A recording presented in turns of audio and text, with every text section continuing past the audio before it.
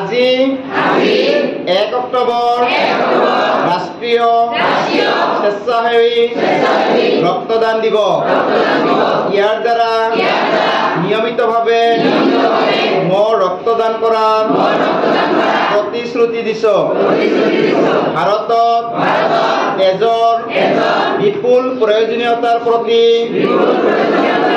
লক্ষ্য ৰাখি মই মোৰ পৰিয়ালৰ সদস্য বন্ধু বান্ধৱী আত্মীয় স্বজন সহকৰ্মী আৰু জনসাধাৰণৰ মাজত নিয়মীয়া স্বেচ্ছামূলক বিনা বেতনে ৰক্তদানৰ প্ৰয়োজনীয়তাৰ বিষয়ে সজাগতা সৃষ্টি কৰাৰ দায়িত্ব লওঁ।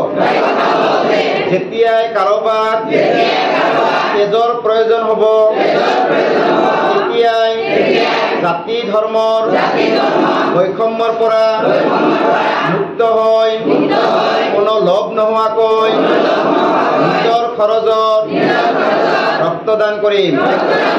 মই অদম্য প্ৰচেষ্টা চলাম যাতে তেজৰ অভাৱত আমাৰ চৌপাশে কোনো প্ৰাণ হেৰাই নাযায়।